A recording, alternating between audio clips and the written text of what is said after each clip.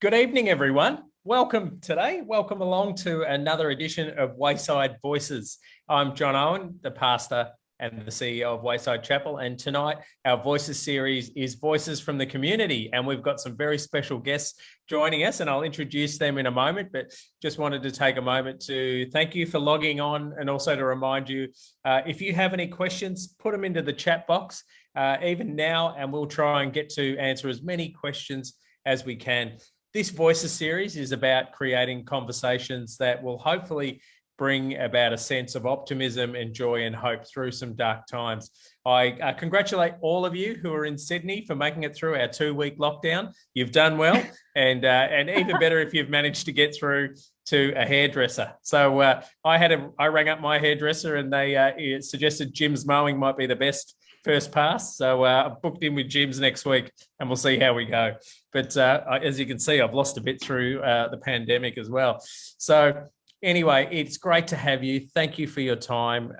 We're going to have an amazing conversation with two amazing people, and I'm going to introduce them now. But before I do that, I would like to acknowledge that I am broadcasting to you from the land of the Gadigal people of the Eora Nation, and pay respects to their elders, past and present. And we hope that we will do justice to the legacy they have left through our conversations, our lives, and our actions, and to care for our world in a way that generations beyond us, 7 generations beyond us, will still continue to thrive.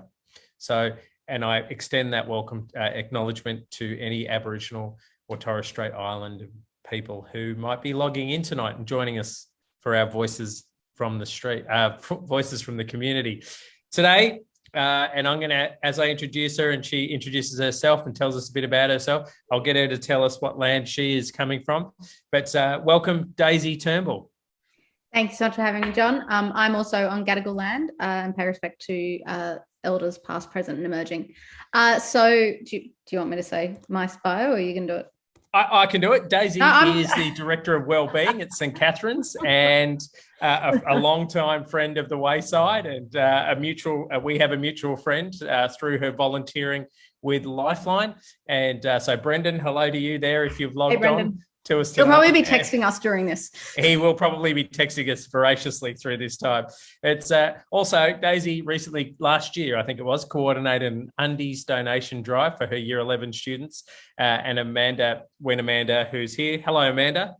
Hi. Did a presentation at the school. This is Amanda Perkins. She is one of our team at Wayside, part of the activities, the Wayside engagement team, and also in charge of our corporate and school volunteering program as well. And then we also had Charlotte, who was a student who has in year 12, amazing, someone who was, hello, Charlotte. Hi. Charlotte is in a rare category of people who is going to complete their entire HSC, virtually all of it in lockdown. So we're really looking forward to hearing Charlotte's insights, but also some of her wisdom, as Charlotte also attended a Wayside Day, and where Amanda was the educator, and attended a school education session, and then organised her very own donation drive. So tonight, the topic of conversation is, look, I'm as a parent of teenagers, I'm looking for tips on how to raise teenagers as they move out of lockdown after spending 2 of the most formative years of their life, where they develop identity through their peer group, being locked away from that peer group.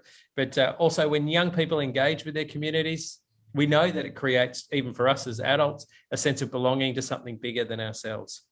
These connections can help build resilience, develop empathy and compassion, and cultivate community connection amongst younger generations. How can we do more of that? We're going to hear from our 2 panelists tonight.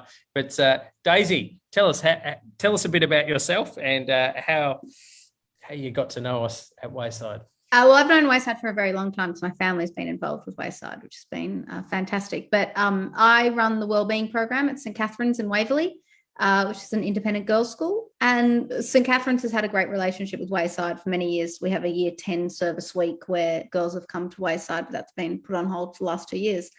I've also written a book on why kids need more risks, which is controversial, not really, but it's about giving kids the opportunity to learn the stuff that I think a lot of teenagers and people in their 20s and 30s may not have had due to the rise of overparenting.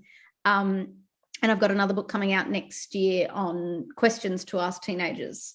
So that will probably be more relevant to you, Jon. Yes. Well, how do you avoid the eye roll? Is that one of the questions? You don't. You just let it happen. It's a muscle that needs to be practiced in order to become empathetic. Fantastic. And my apologies for not mentioning that you are a published author. And please look for copies of her book at every good bookstore. 50 Great Risks to Take with Your Kids. Is that the title? 50 Risks. They're not that great. 50 risks to take with your kids, and follow her also on Instagram as you see her actually putting into practice some of those risks that she's taking. And welcome also, Charlotte. What land do you come to us from? The Gadigal land. So pay my respects to that nation. Yeah. Thank you. And tell us a bit about when you walked into Wayside and what kind of struck you?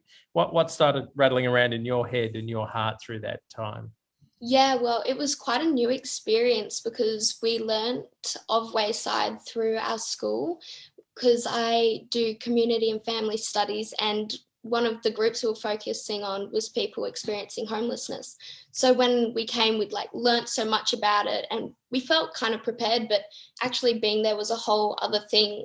Putting a face to everything we've learnt was really eye-opening, and it was an amazing experience thanks to Amanda. It was just easy as it could be, and we learnt so much, just not only me but my classmates, my teacher, and then of course that went on to trying to teach the school more about Wayside and open their eyes to what wonderful work you guys do. Thank you. And, my kids like to watch this guy called Bo Burnham. I have no idea who he is, but they always quote him around the dinner table. And they often say, look, so often people think that learning about other people and different experiences, as long as we can see it through the myopic lens of our own self-actualization, we could feel good about the world again. But you didn't just go away feeling good. You went away and did something about it. Can you tell us about what you did and what happened? Yeah, sure. So I was lucky enough to become a part of the prefect team, and I was a general prefect, so I got to choose exactly what I wanted to focus on.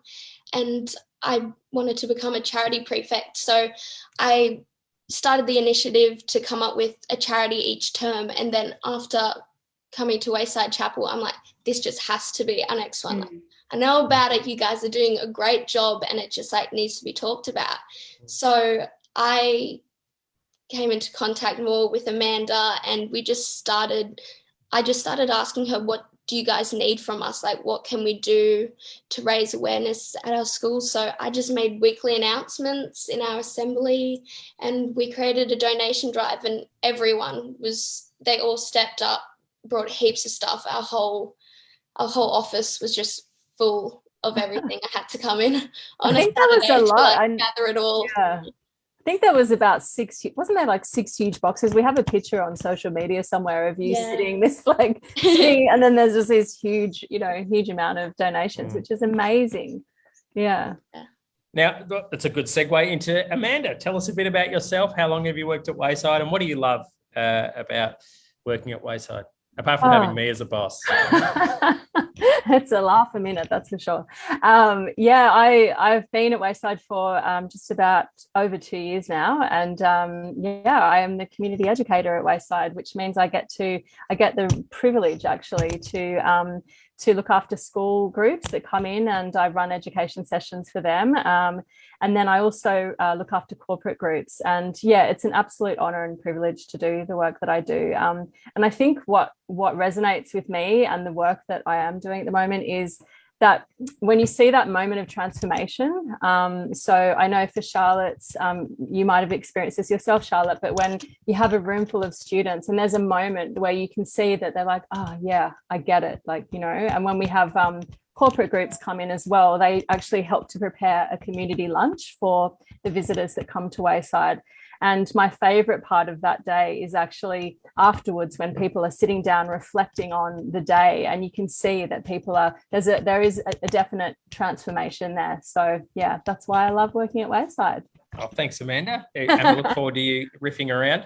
Now, over to you, Daisy. You know, we're paying a great toll for the privatisation of the self, and we're given this message that life is all about you. And, even the way we think about self-actualization and individualisation, I think it's come with some great advancements, but it's come at a great cost. What role does serving and helping young people learn how to serve play in developing their sense of self-identity and well-being in the world? Yeah, I think it's really important. And I think that especially with teenagers, it can be very easy as teenagers to get very focused in the self and also the small cohort of peers they see on a daily basis, or during lockdown didn't see, but also the lakes of comparison that they're comparing themselves to is no longer just the kids in their class, but the entire internet.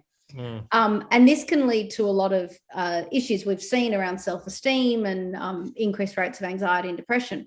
We know that one of the great things that helps with teen mental health and with a sense of kind of eudaimonic happiness, as opposed to kind of just, happiness for the sake of it, rather than just memes, is helping others. And it also helps teenagers with gaining perspective on their own lives and gratitude. So you kind of tick a lot of boxes as soon as you're helping other people. You're connected to a community, which we know is really good for your mental health. You're helping others, which we know is really good for your mental health. And you're getting perspective and gratitude, which we know is really good for your mental health. So in a world where we're all kind of told to look after ourselves, and there's a lot of focus on self-care, one of the greatest ways to practice self-care is to help others. Wonderful, wonderful insights there. Thank you. And, you can go to any bookstore and walk straight away and say, where's the self-help section? And they'll point you to 5 or 6 shelves. And then you ask, where's the help others section? And they'll say, what section? Doesn't exist, does it? It's Charlotte, how did you go about maintaining a sense of connection and well-being through the last 2 very long years? Yeah, well, it was definitely, you had to really adapt to it, because nothing like this has really happened to us. And still being a young person trying to figure out who I am in the community, it was difficult. But I guess we're also really lucky in this day and age to have all of these social medias, and although there are negatives, I think we've managed to make positives. Today we're on here with you via Zoom, and there's just been so many other things. There's been school groups, there's been I know so many people who've come up with new hobbies and passions, and you can do a lot of that nowadays, online, and even safely going outside, seeing one person, sticking to law. There was still stuff to do, and you can see people, and I think it was refreshing. Everyone knew who they wanted to be and got to reflect in this kind of time. So it was good. Wonderful. I often think that we should think about technology as a great enabler of connection and passion and hobbies, but it's a terrible disruptor. There's nothing worse than halfway through a convo. Pardon, they kind of, we completely have zoned out from that. So yeah, wonderful insights there. Amanda, got any questions? Well, I was actually just thinking about, I actually just rewatched this today. On the 21st of September, Brad Hazard did that announcement about the friend bubble for young people.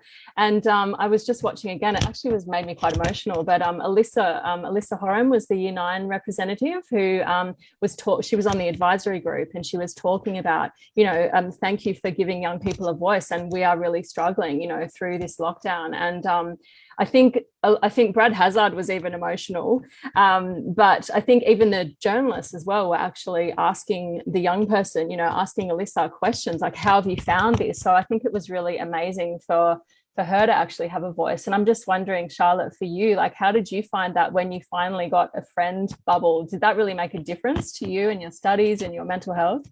Yeah, it really came at such a great time, because a lot of my friends were all getting vaccinated, so it was all becoming possible, and it was coming towards the end after trials, end of term, so we all really needed that boost, that just a bit more to keep going because we were all very tired after that. But it came at the best possible time. And I think it's really strengthened connections, if anything. Like people know who they can turn to, like, and it came at a really good time for me because it was my birthday. So not complaining there.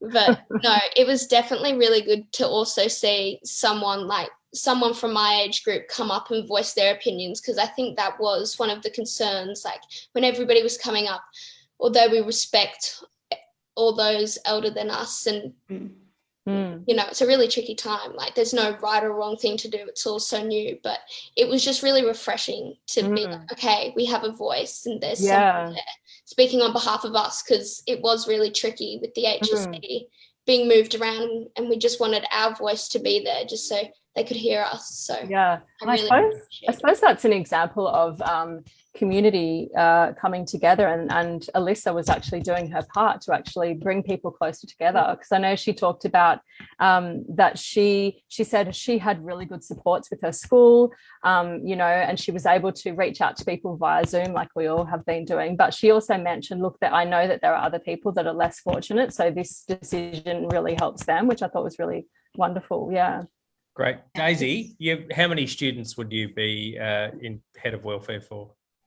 Well, I run the wellbeing program for the senior school, but I also manage the prefect. So if Charlotte and I are at the same school, she and I will be working really well together. And I think that's one thing that's been really interesting, is seeing how student leaders have really seen what students need across year groups and have been able to organise things. So we've done trivia nights on Instagram, and recognising that even though we all know that social media is the worst way to connect with people, and it's better to text, and if you're not texting, it's better to talk on the phone, and if you're not talking on the phone, it's better to talk over video like this or see each other in person. Instagram's been how they've all been connecting. So connecting with them in a way that they want to, and they hear and they see, has been really important. But what have you seen? What have you seen the students who are doing well? What practices or what routines and rituals have they had in place versus the ones who aren't doing so well right now? So getting out. So it's quite interesting if you think of last year. I teach at a girls' school. So the girls who really did struggle quite a bit are the ones who used to have really rich kind of sport and music, and they did lots of things, because all of that was taken away. And even when school went back, that didn't come back for a long time. So then a lot of those girls, when lockdown happened this time, they were like, well, we are going to keep exercising. And they kept doing music. Like, I don't know if they're doing ensembles or just meeting up with, you know, my son does violin lessons on Zoom. It's quite a thing to watch. But keeping up anything they can do that's that co-curricular life that really bolstered them as students and helps them as students. But it's the really basic stuff. And the problem with it is, it sounds so basic to say it to teenagers that they almost don't believe you, but it is the stuff that works. It's sleeping properly. It's not eating crap. It's getting outside and exercising. It's talking to friends. Like, it's that kind of stuff. And also it's stress levels. And we can't manage our stress levels that well because there's so much external stuff being thrown on us. But it is that stuff that we can control that can really help us in these times. Excellent. Thank you. I think for young people and for us all, it's really important to have not only a sense of autonomy, mastery, and purpose in our lives. It's also important to have connection and also service as a part of that too. So what ways have you seen some of your students been able to get out and serve through a very difficult time? Yeah, so some of our girls got really involved with the Sudsy Challenge. I don't know if you know Orange Sky, but they kind of they've got the vans that do the launch service. So we did the Sudsy Challenge where we all had to wear the same clothes for 4 days, which was frankly not that hard in lockdown.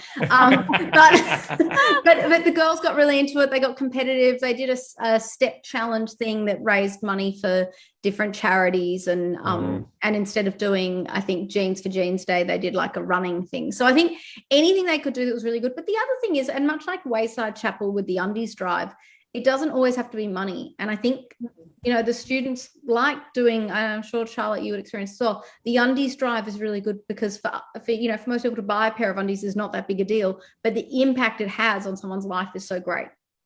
And absolutely. And I think nothing says really I love you. Pardon? Nothing says I love you like a clean pair of undies. We know that being able to give someone a fresh pair of undies, and a warm towel, particularly on a night like tonight or a week like this week, is one of the most powerful moments you'll share with another human being. So, Amanda, over to you.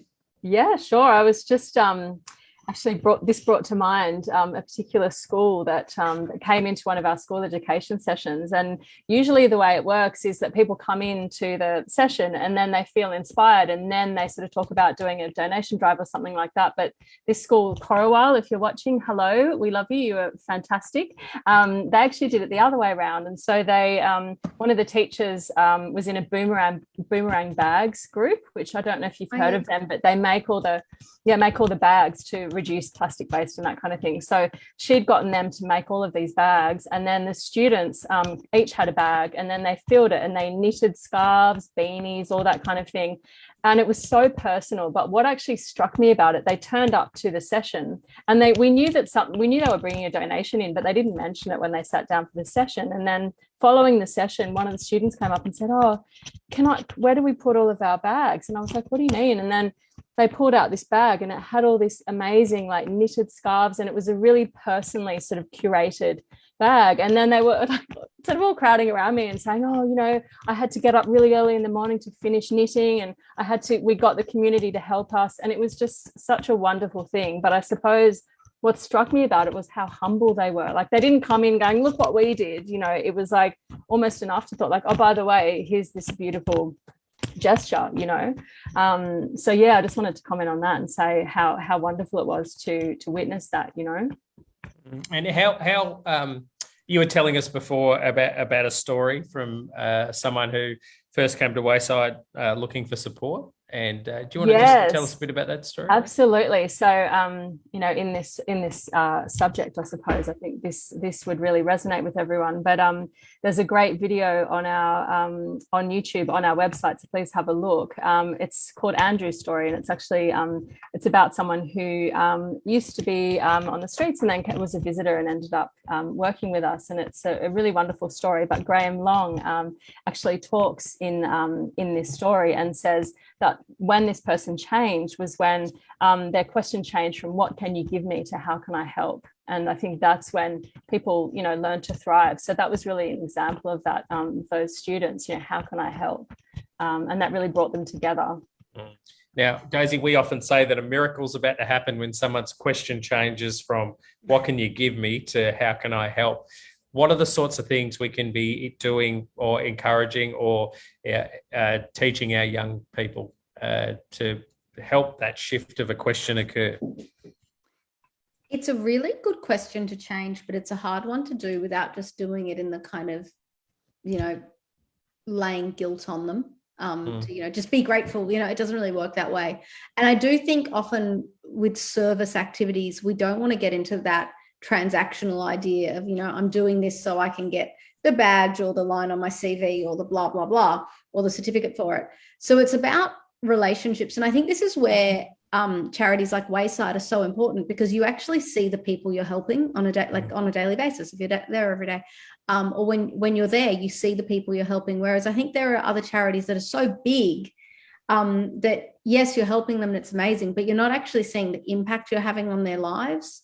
And I think that that's where something like Wayside is so helpful for parents to get teenagers involved in service and in charity work, because you see the impact, and also making it as part of a family value to help is, I think, is a really important one. So not kind of, we're doing this because you've been annoying on your iPad and we're coming out of lockdown, but like, as a family, we're going to look at service and how we can help people in the community. And this is one of the ways we do it. My kids are quite young, and I can't imagine if I brought them to Wayside, they'd be anything other than total maniacs. But as they get older, it's something that I would want to be doing with them, because it's something that I would want them to see as being part of our community. Fantastic. And I really think the greatest statement of our values that our children will learn from us isn't anything that we'll plaster up on a wall, but it's the way they see us lead our lives and what we involve them in. Charlotte, can you tell us a little bit about when you decided to run this service project? How did it impact you at a personal level, and what would you say to young people, to encourage them to get involved in service as well? Yeah, it was really eye-opening. Like, it was really inspirational, just everything that you did. It wasn't either just like one charity where you looked at one thing. You have your special room for Aboriginal and Torres Strait Islanders. You have the campaign with helping young people like be a part of a business. So like, I really think that was really good, because it's not just giving, it's like actually making a life. So it really builds identity. And yeah, I personally just thought that was really amazing. And it was very humbling, and it just made me very grateful for what I have, and just made me realize I want to keep giving and forming these relationships. And as Daisy was saying, not just a transaction, which was why I was like very happy to get this offer, because it does make it feel like a relationship. It wasn't just, here we are, there you go. So that was definitely just, it's really changed my life. It's really been beautiful to work with you guys. And that's also what I wanted to like instill in the school as well, just talk to young kids, and wanted to leave that legacy, and for them to realize, you know, it's not only beneficial for them, but for you. And it shouldn't be something you're doing just because you think it's a good thing. It is actually just a lovely thing to do. Yeah, wonderful. Excellent. Now we've got plenty more questions. We've got some coming through. We've got a question for Charlotte from Enya, who is almost 10 years old. I'm almost 50, but don't tell anyone. Do you do any of your charitable work with your parents? And what do you love doing in charity work? No, I haven't actually done any charity work with my parents, but when getting this position, and even before in the younger years, I had been doing little parts which ultimately led to my decision. They've always helped me. They actually brought a lot, they got a whole weekend to just like look at everything we didn't need or what we could give. And so they've always been there helping, definitely, and just the person they've raised me to be. So definitely. And what was the second part of that question? Sorry. What do you? It says, what's your role in your charity work? But take that question to be whatever you want it to be. Yeah, it's just a bit of everything. I've been lucky enough to work with a lot of different charities, so I'm very grateful. Excellent. Daisy, now you got younger kids. I do, 8 and 5. Alice almost joined this. I managed to persuade her to go for endless bedtime stories and never going to sleep. Excellent. That is a wonderful. I still read with my 18-year-old the Lord of the Rings series before I'm trying bed. to get my 8-year-old, and he still finds The Hobbit boring. I think there's a point at which you flip over and you enjoy them. Anyways. That's right. So after we're finished here, I'll be going to read another 20-odd pages of we're up to the Fellowship of the Ring at the moment. It's a wonderful little ritual that we have together. But what are some of the rituals and routines or practices that you have as a family, even with young kids, to help them thinking about people beyond their own family? Yeah, so I think I try and do so I'm a single mum, so I try and do a gratitude thing with my kids most days at the end, like at dinner time, helping each other. And then we do a bit of, the kids know that I volunteer at Lifeline, and they understand what that is to a degree. They've come past Wayside once or twice, but obviously kind of too young to come and help. I think it's about the idea of also raising them. And I think this is going to be a really interesting thing for this generation of kids, by the way, around community helpers. So like the other day, my daughter and her bubble friend were scootering in the back lane, and a police car came past, and this very nice copper thought that turning the lights on, like the siren, would be a way of saying hello. And and I kind of waved at him, and he put the window down, and my daughter goes, "It's okay, it's just two of us and mum's fully vaccinated." And I thought, it's going to take so much work to kind of undo the fear we all have of cops at the moment. Yes. And I think that idea of like, there are people that help the community, and this is how people help the community. I also think another really interesting thing with this generation of kids is they now have this concept of essential worker, which never existed before. So, I'm a teacher, so my son has gone to school quite a bit because I've had to go to school, and he gets that, but then he gets that there are other kids whose parents aren't essential workers and they can't go to school, and then the value we're putting on people's work is changing, and I hope that's a good thing, especially after this. So I think it's about conversations around society in general, and as they get older, getting involved more. Excellent. And this is a question from Laura for you, Daisy. And also then after you answer it, Charlotte, what are you most inspired about when you think about this generation of teenagers? I'm really excited because I hope that they're really angry, and I hope that they do something good with that anger. And I know a lot of people don't like anger as an emotion, but I really hope they do something that they have a lot to be annoyed about. They've done everything they can to keep older generations safe, and even older than you, John. And they've done a lot to keep them safe, and they're very right to ask, what are you guys going to do to keep us safe in the future? And climate change is the obvious one, but there's a lot else, there's a lot more, and I hope that they can be inspired to use that frustration and this experience to be demanding of making the world better for them.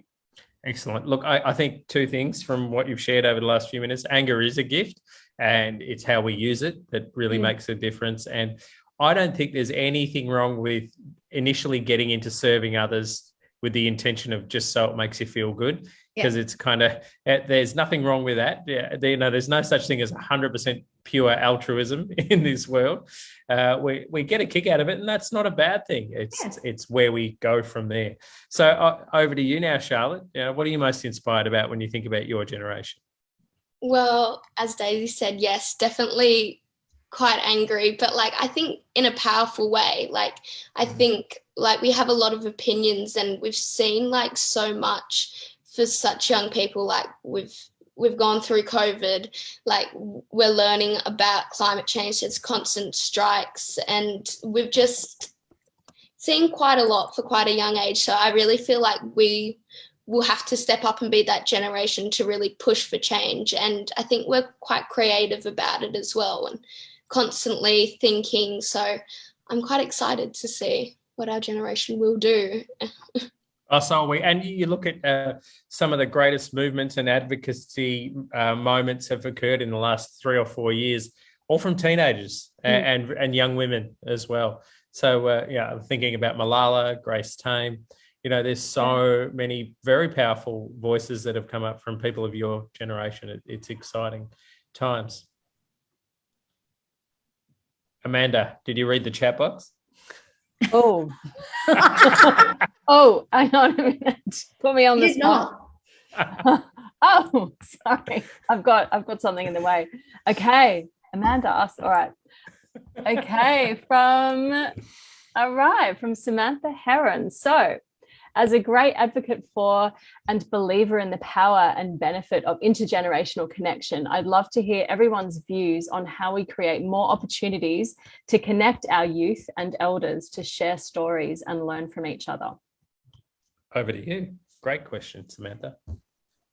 Okay, so how we create more opportunities to connect our youth and elders. Well, I'm really looking forward to our community education program starting up again next year. I think that'll be really wonderful. But I think certainly one of the things that we've learned through this lockdown is that whilst, the physical, being physically with each other has been extremely challenging, and it's made us feel isolated, but there is actually so many opportunities to be had from online and from using technology.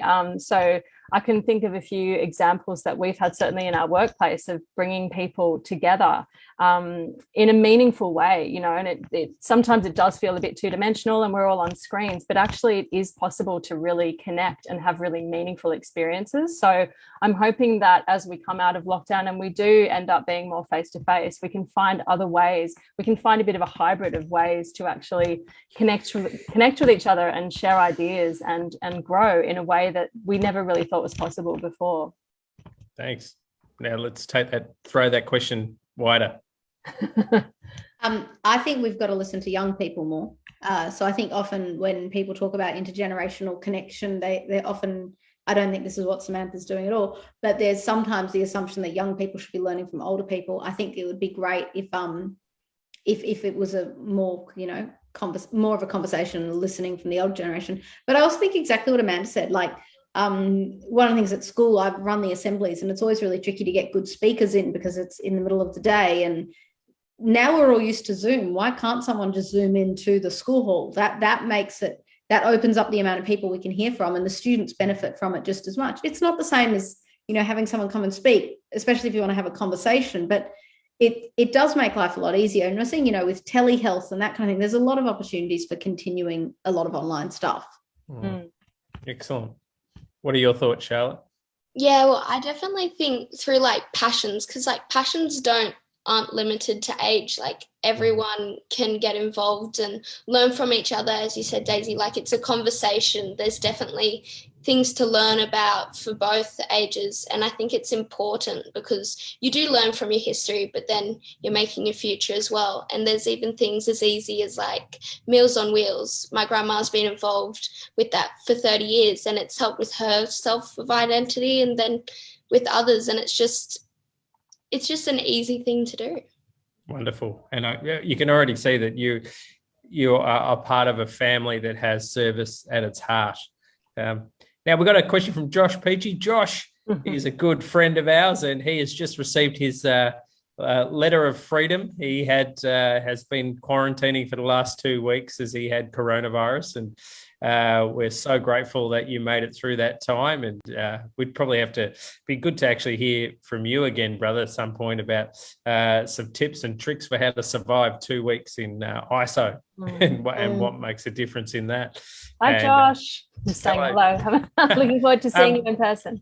So, Charlotte, was your time in Wayside, was that the first exposure you'd had to someone sleeping rough, or have you had a experience before? And how has your interactions changed with people who are sleeping rough since that time? Yeah, well, I'd never been fully exposed, of course. Where I live, there's not that many people sleeping rough, but on those odd occasions, like younger, not fully understanding the whole concept. So it was quite new, but then actually coming to Wayside and learning about it in depth and like realizing the layers and how they got there and why they're there and that whole cycle that you can be trapped in, it definitely opened my eyes, and I learned a lot more about it. And yeah, it was different, but I think it's what I needed. I needed to learn about those things, those confronting things. It's what build people and ultimately led me to want to work more with you. Excellent. Thanks. Daisy? So I lived in near Wayside for quite a few years, so I saw it, quite a bit. And I think, before then I remember I was 15 when the Olympic Games happened, and I remember there was all the conversation around homeless people and what, literally the government was trying to figure out what to do with homeless people. And I remember that being such an ethical issue at the time. And so I think for me, I've been aware of it. There are a few guys that I see near where I am, and I'll, help them out when I can, or, one of the problems of no one carrying cash anymore. But it's that, Wayside definitely opens your eyes to it, and also to the nuances of what homelessness is. It's not always exactly what you think it's going to look like. Yeah, excellent. Now, you're also a volunteer with Lifeline, and we're seeing the breakdown of community is really leading to what I think is more than a pandemic. Whilst we've survived the pandemic, I think loneliness has become endemic. You want to tell us a bit about what you're observing, from your time and experiences there around loneliness, and what's the impact it's having on the health of Australians? So it's interesting. Lifeline famously had its busiest day of calls a few weeks ago, with I think it was over 3,600 calls. But I was talking to someone at Lifeline today, and they were saying that actually post Freedom Day, it's picked back up because a lot of people are feeling anxious about what do they do with freedom, and maybe their lives aren't as busy as they thought they would be, or they're anxious about busyness. I think our relationship with isolation has changed, but there's a huge amount of loneliness, and loneliness brings up a whole bunch of other issues, because the question is, the question we ask ourselves when we're feeling lonely is, why am I this lonely?